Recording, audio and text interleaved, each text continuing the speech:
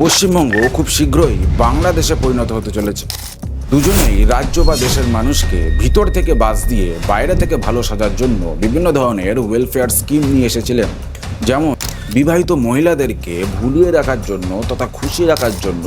অন্যদিকে শেখ হাসিনার কথা যদি বলা হয় তো তাহলে তিনিও একই রকমভাবে বাংলাদেশের দরিদ্র দুজনেরই রাজত্ব চলাকালীন তাদের সরকারের দ্বারা এতগুলো স্ক্যাম, এতগুলো ফ্রড কেসেস হয়েছে যার সংখ্যা হয়তো শহরের টোটাল টোটো গাড়ির সংখ্যার থেকেও বেশি। ঠিক একই রকমভাবে যদি বাংলাদেশের কথা বলা হয় তো তাহলে সেখানে শেখ হাসিনার রাজত্বকালেও ঠিক একই রকমভাবে অতগুলো স্ক্যাম ঘটে গেছে যতগুলো না বাংলাদেশের পদ্মা নদীতে ইলিশ আছে। ওর মধ্যে কিছু উল্লেখযোগ্য, একজন জনগণের এই ক্ষোভের কারণে গদি ছেড়ে অলরেডি পালিয়ে গিয়েছে, আর একজন পালাবে করছে। পশ্চিমবঙ্গ খুব শীঘ্রই বাংলাদেশে পরিণত হতে চলেছে, অর্থাৎ বর্তমানে বাংলাদেশে ঠিক যেরকম রাজনৈতিক পরিস্থিতি ঠিক সেই রকম পরিস্থিতি খুব শীঘ্রই পশ্চিমবঙ্গে হতে চলেছে। বাট হঠাৎ আমি এরকম কথা কেন বলছি? কেন আমি বলছি যে পশ্চিমবঙ্গ পরবর্তী বাংলাদেশ হতে চলেছে?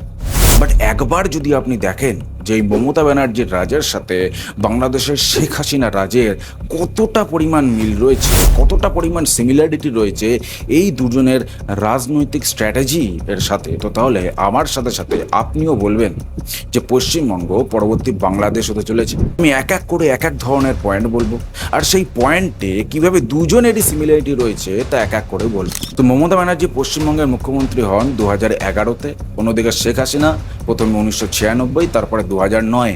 দুজনেরই ক্যারিয়ারে similar type of political challenges রয়েছে। প্রথমে যদি মমতার কথা বলা হয় তো তাহলে তিনি প্রথমে ইন্ডিয়ান ন্যাশনাল কংগ্রেসের সাথে যুক্ত ছিলেন, তারপর 1998-তে নিজের দল অল ইন্ডিয়া তৃণমূল কংগ্রেস গঠন করেন এবং তারপর বাংলায় দীর্ঘ 34 বছর ধরে চলা বাম শাসনকে উপরে দিয়ে 2011-তে নিজের সরকার গঠন করেন এবং তারপর থেকে কেন্দ্র অর্থাৎ বিজেপি তার কনস্ট্যান্ট অপোনেন্ট হয়ে রয়েছে। অন্যদিকে শেখ হাসিনার কথা যদি বলা হয় তো তাহলে তিনি বাংলাদেশের প্রথম প্রধানমন্ত্রী হন 1996-তে, তারপরে আবার পড়ে যান, তারপরে আবার ব্যাক করেন 2009-তে এবং তার constant opponent Bangladesh national party বা বিএনপি হয়ে রয়েছে। প্লাস আরও যেসব অ্যাসাসিনেশন অ্যাটেম্প তার ফ্যামিলির বিরুদ্ধে হয়েছে, এগুলো কনস্ট্যান্ট তার যে পলিটিক্যাল কেরিয়ার তার সামনে বাধা হয়ে রয়েছে। দুজনেই রাজ্য বা দেশের মানুষকে ভিতর থেকে বাস দিয়ে বাইরে থেকে ভালো সাজার জন্য বিভিন্ন ধরনের ওয়েলফেয়ার স্কিম নিয়ে এসেছিলেন।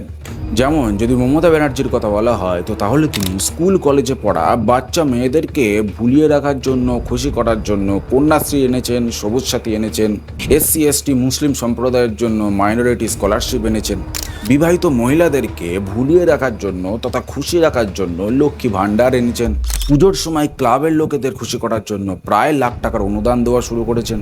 অন্যদিকে শেখ হাসিনার কথা যদি বলা হয় তো তাহলে তিনিও একই রকমভাবে বাংলাদেশের দরিদ্র ঘরবিহীন লোকেদের ঘর দেওয়ার জন্য আশ্রয়ন প্রজেক্ট এনেছেন, বাংলাদেশের গ্রামীণ এলাকায় থাকা চাষি মানুষদের ফার্ম করার জন্য একটি বাড়ি একটি খামার প্রকল্প এনেছেন, বাংলাদেশের যুব সমাজকে টেকনোলজি এবং ইন্টারনেট দিয়ে খুশি করার জন্য ডিজিটাল বাংলাদেশ প্রকল্প এনেছেন, শিক্ষা আমি ফ্রিতে দিচ্ছি এই এজেন্ডা ছড়ানোর জন্য পশ্চিমবঙ্গের মতো ওখানকার সরকারি স্কুলগুলিতে ফ্রিতে টেক্সট বুক, ড্রেস, মহিলাদের জন্য বিভিন্ন স্টাইপেন্ড এইসব দেওয়া শুরু করেছেন। আরও খুঁটিনাটি কি করেছেন দুজনেই, একজন রাজ্য আর একজন দেশের জনগণকে অন্ধ তথা খুশি করে রাখার জন্য। জনগণ যাতে তাদেরকে নিজের প্রতিনিধি, নিজের আপনজন, নিজের কাছের মানুষ বলে ভাবেন, তার জন্য একজন নিজেকে বলেছেন দিদি আর একজন বলেছেন আপা। দুজনেরই রাজত্ব চলাকালীন তাদের সরকারের দ্বারা এতগুলো স্ক্যাম, এতগুলো ফ্রড কেসেস হয়েছে যার সংখ্যা হয়তো শহরের টোটাল টোটো গাড়ির সংখ্যার থেকেও বেশি। যেমন যদি মমতা ব্যানার্জির কথা বলা হয় তো তাহলে তার ফিল্ডের মধ্যে কিছু উল্লেখযোগ্য ঘটনাগুলো হলো সারদা চিট ফান্ড স্ক্যাম, যা শুধু পশ্চিমবঙ্গ কেন গোটা এশিয়ার মধ্যে one of the biggest scam, যেখানে জনগণের 10,000 কোটি টাকা মেরে দেওয়া হয়। তারপর নারদা স্টিং অপারেশন, যেখানে 2014 থেকে 2016 এর মধ্যে বহু তৃণমূল অফিসিয়াল এবং হাই র্যাঙ্কিং পুলিশ অফিসারদের ঘুষ নিতে, কোটি কোটি টাকার ঘুষ নিতে ধরা পড়ে। তারপর রোজভ্যালি চিট ফান্ড স্ক্যাম, যেখানে জনগণের 17,000 কোটি টাকা মেরে দেওয়া হয়। এরপর এসএসসি রিক্রুটমেন্ট স্ক্যাম বা শিক্ষক নিয়োগ দুর্নীতি, যেখানে বহু অযোগ্য শিক্ষকদের ঘুষ দিয়ে শিক্ষক পদে ঢুকিয়ে দেওয়া হয়। এরপর কয়লা স্ক্যাম, তারপর রেশন স্ক্যাম। ওই যে বললাম প্রথমে, শহরে টোটাল টোটো গাড়ির সংখ্যার থেকেও বেশি স্ক্যাম পশ্চিমবঙ্গে ঘটে গেছে। ঠিক একই রকমভাবে যদি বাংলাদেশের কথা বলা হয় তো তাহলে সেখানে শেখ হাসিনার রাজত্বকালেও ঠিক একই রকমভাবে অতগুলো স্ক্যাম ঘটে গেছে যতগুলো না বাংলাদেশের পদ্মা নদীতে ইলিশ আছে। ওর মধ্যে কিছু উল্লেখযোগ্য হলো Padma bridge corruption, the hallmark Sonali bank loan scam, destiny group scam, basic bank loan scam, Rana plaza collapse, গ্রামীণ ব্যাংক কন্ট্রোভার্সি। দুজনেরই রাজত্বে জনগণের একটি বড় শতাংশ বিভিন্ন কারণে সরকারের প্রতি নারাজ। একজন জনগণের এই ক্ষোভের কারণে গদি ছেড়ে অলরেডি পালিয়ে গিয়েছে, আর একজন পালাবে কালাবে করছে। দুজনেই নিজের প্রো গভর্নমেন্ট এজেন্ডা জনগণের মধ্যে ছড়ানোর জন্য কিছু কিছু মিডিয়া চ্যানেলকে নিজের হাতের মুঠোতে করে রেখেছে। যেমন যদি মমতা ব্যানার্জির কথা বলা হয় তো তাহলে তিনি যেমন 2002-03 থেকে 2011 পর্যন্ত কিভাবে মিডিয়াকে নিজের হাতের মুঠোয় করে রেখেছিলেন, আর যার প্রধান নির্বাহক ছিল কুণাল ঘোষ। আর বর্তমানে যদি কিছু মিডিয়া চ্যানেলসের কথা বলা হয় যা TMC pro government agenda and পলিসিসকে প্রমোট করে, তো তাহলে তার মধ্যে রয়েছে এবিপি আনন্দ, জি 24 ঘন্টা, এইগুলো। ঠিক একই রকমভাবে বাংলাদেশেও শেখ হাসিনা যে নিউজ চ্যানেলগুলোর উপর সম্পূর্ণ নিয়ন্ত্রণ করে রেখেছিল, 24 ঘন্টা তার সরকারের যে প্রোপাগ্যান্ডা এজেন্ডা এগুলো জনগণের মধ্যে ছড়ানোর জন্য, সরকার সম্পর্কে জনগণের ভালো চিন্তাভাবনা তৈরি করার জন্য যে চ্যানেলগুলো জড়িত ছিল তার মধ্যে হচ্ছে বিটিভি বা বাংলাদেশ টেলিভিশন, চ্যানেল আই, এইগুলো। মমতা ব্যানার্জি এবং শেখ হাসিনা দুজনেই নিজের অথরিটেরিয়ান টেন্ডেন্সি বা এক কথায় বলা যায় ডিক্টেটরশিপকে প্রমোট করে। এই যেমন দেখুন না, বিজেপি নেত্রী প্রিয়াঙ্কা শর্মা টিএমসি এর বিরুদ্ধে কিছু কথা বলেছিল বলে তাকে জেলে যেতে হয়েছিল, এবং তারপরে সুপ্রিম কোর্ট তাকে সেই রাত্রিবেলায় ছেড়ে দেওয়ার কথা বললেও সমগ্র রাত্রিটা তাকে জেলে কাটানোর পর তারপর পুলিশ তাকে সকালবেলায় ছাড়ে। যদি বাংলাদেশের কথা বলা হয় তো তাহলে শেখ হাসিনা যে সকল জার্নালিস্ট বা যে সকল কন্টেন্ট ক্রিয়েটার তার বিরুদ্ধে, তার সরকারের বিরুদ্ধে কথা বলতো, তাদেরকে ডিজিটাল সিকিউরিটি অ্যাক্ট এই আইন লাগিয়ে জেলে ভরে দিত।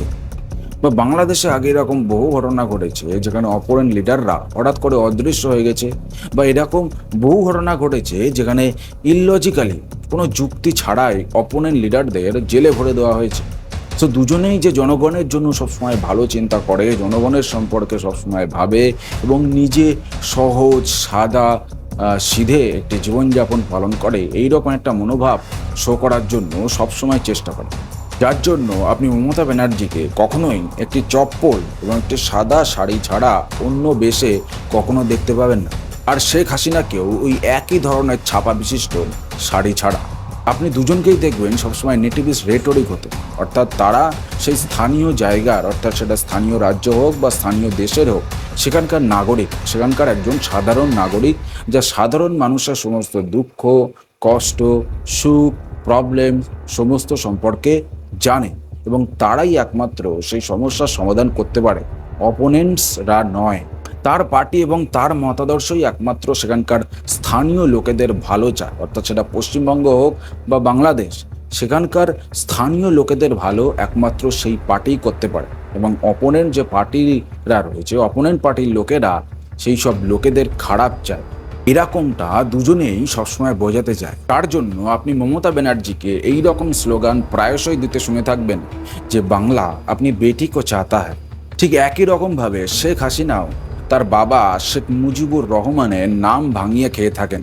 শেখ মুজিবুর রহমান বাংলাদেশের একজন মহান ব্যক্তি, শেখ মুজিবুর রহমান বাংলাদেশের একজন রাষ্ট্রপিতা, এবং আমি তার মেয়ে, এবং আমি তার মতাদর্শ নিয়ে এখন চলছি, অর্থাৎ আমি যা করছি তা সবসময় বাংলাদেশের ভালোর জন্যই করছি। আর যেসব অপোনেন্ট পলিটিক্যাল পার্টি রয়েছে তারা সবসময় বাংলাদেশের খারাপ চায়, এরকমটা তিনি সবসময় প্রমাণ করতে চান।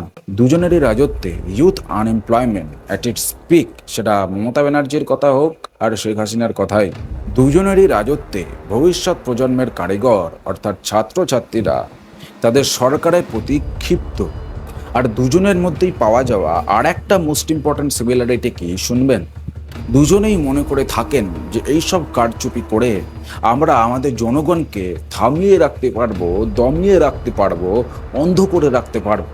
আর দুজনেই জানেন না যে এইভাবে শুধুমাত্র বুদ্ধিহীন চেতনাহীন মানুষদেরকেই দমিয়ে রাখা যায়।